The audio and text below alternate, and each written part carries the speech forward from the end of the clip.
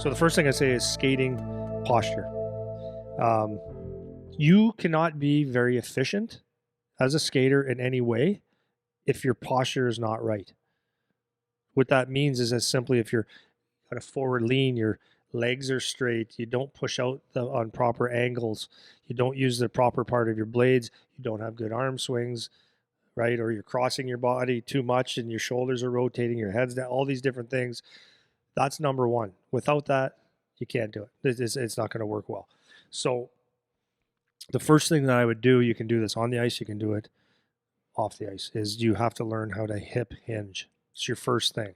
So what a lot of people will say when you're skating is, what do they say? I'm not even going to, you tell me what people say. Bend your knees. Bend your knees. If you bend your knees, you're going to look like octopus falling out of a tree. Because your back will be straight, your knees will poke out, and it'll be like, what's this guy doing? If you bend your knees. Yeah. Your knees will bend if you hip hinge properly. Yeah. And your upper body will go forward. So like the best way I could say it, like just visually, because I don't have ice and I'm not showing anybody, I'm not going to do demos here today. Yeah.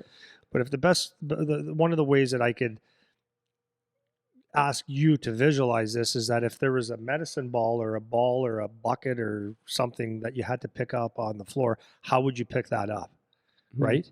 If you bend over like this, you're going to throw your back out. You're not efficient whatsoever. Mm-hmm. Right? If you learn how to hip hinge, so the first movement is your hips out, your ass out. Yeah. So your ass comes out, and all of a sudden what happens, what folds next is your upper body a little bit and your knees a little bit, and you're getting in the proper position. Yep. That's your athletic stance. All athletes have to be that. So if you picture a baseball player or baseball player in the infield, he's in that athletic stance. Yeah. If he's hunched over too much, he can't have any lateral movement forward. We can't even see properly. Yeah. Right? A baseball batter doesn't stand there straight. Some guys have a little straighter stance, they all set though. They all set, right? Exactly. Yeah. Exactly. So that athletic stance is the number one thing for skating. Mm-hmm. And it's really that simple. Yeah. Okay, well, that doesn't sound too hard. No, it doesn't actually. But as you've noticed over the last 10 years working here, hip hinge seems to be a difficult task for some people. Right. People can't do it, and people can't teach it either. That's the other thing. It's really weird. People don't know the cues to give. Yeah. So, are you good with that? Because I want to branch on that before you go to the next one. Well, I want to say a couple more things about that, the skating posture. So what you do is, like in the gym, or you don't even have to go in the gym. The first thing one exercise you can work on is just hinging, like hip hinging. You watch it on, you can find them on YouTube, I'm sure. Look up hip hinge, how to hip hinge. Hip hinge. And actually practice hip hinging. There's so many people that have come in on our skating treadmill where they say, hey, leans over too much and stuff. And it's like, I don't have to see them skate. I already know. Mm-hmm. Right? Yep. Or they're too wide and they lean forward. It's like that. You don't know how to hip hinge. Yep. So it's number one. How do you learn how to hip hinge? So you can do it in the gym. You could learn how to do it off one leg, off two legs. It doesn't really matter. Picking things off the floor, hip hinging. And then when you get on the ice, if you go on one leg and do inside edge, and now you pay attention to your posture. Okay, so you have that hip hinge posture, but you're kind of pushing to one leg, off one leg. And everything's lined up. You're lined up. Hips, knees, ankles, shoulders, everything's loaded on one side. And if you can master that, you're going to get harder pushes. And you extend that every time you do that every time you push out from a inside edge figure eight or inside edge drill, making sure that you finish with power with that snap at the end and bringing it back or changing to the other foot. That is the basis of your skating. Yep. Period. Yeah, that's good. And you're because in this area you're using your full blade. Yeah, you're using full strides, and then then you have to understand also that your upper body plays a big part in your skating. See, the funny thing is that what people would not really understand is that stick handling is mostly from the feet up. Skating is mostly from the head down. Weird, eh? That's a good, way of putting it. Yeah. So when you're skating, this dictates everything about your body. Yeah. This too much. That's too much. Wherever your head is going, your body follows. Yeah. So it's really important to keep that posture. Oh man, I just had flashbacks to when you were teaching me on the ice. Oh yeah. I remember you saying that wherever your head goes, your body follows. I remember you saying that. Yeah. So I got a couple things on the posture. So most sports are done on one leg. It's a series of single leg movements. So before you can get strong, stable, all those words on one leg, you need to be able in the right position on both legs. Yeah.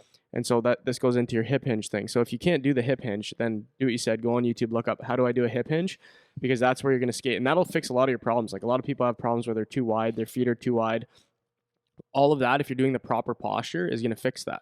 So I don't know if you're going to talk about stride length after or whatever, but this is what's gonna help you, because people always talk about, if you listen to skating coaches, like you need to have long strides because you get the most out of having when your strides are long, you're gonna get the most push off each leg. Yeah.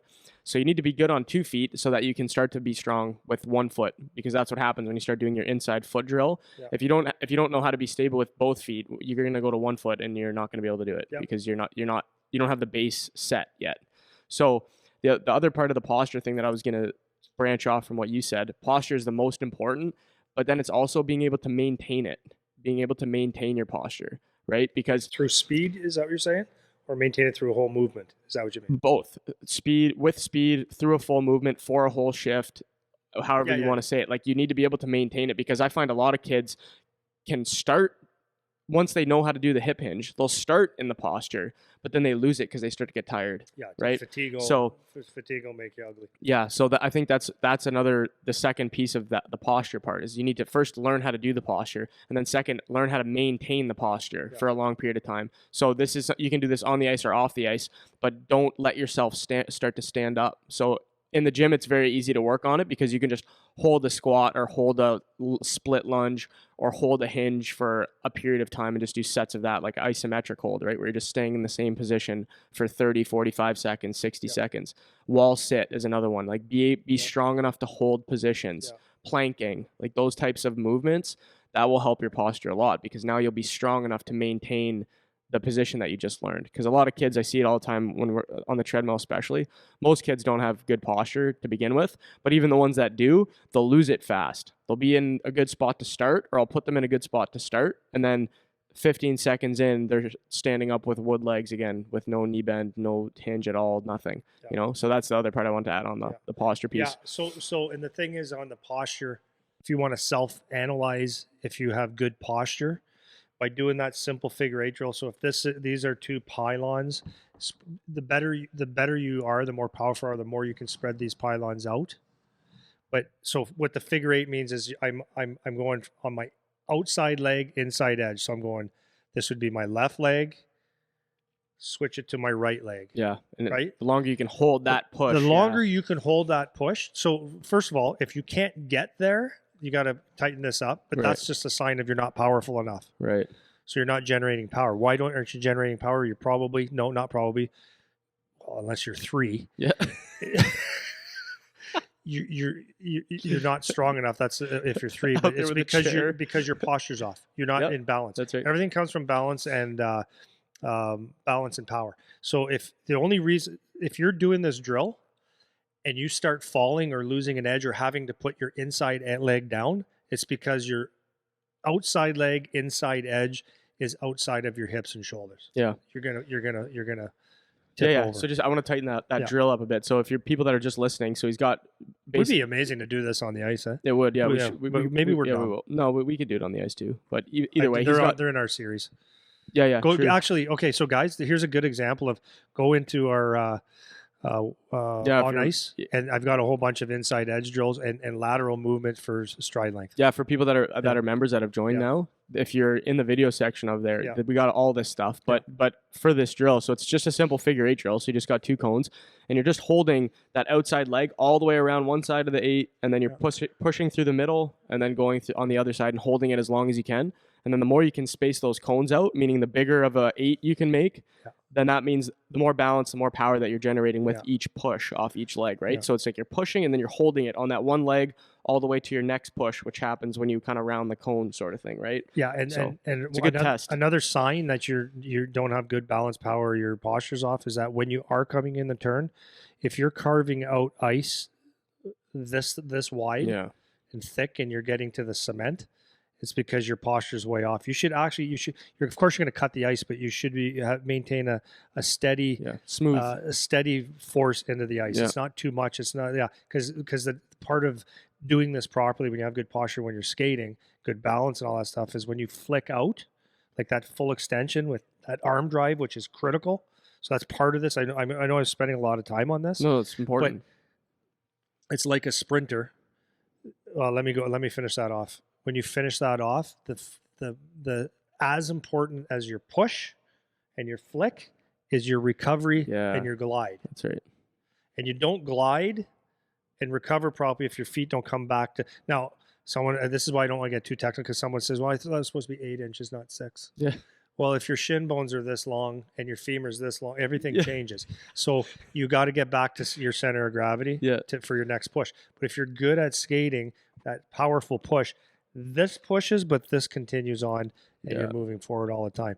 And then what I said also is that we have to make sure that you have good arm. So Charlie's working with one in Guelph, and he goes, yeah, all we ever do is work on the freaking arm swing. I said, yeah, because it's critical. Yeah.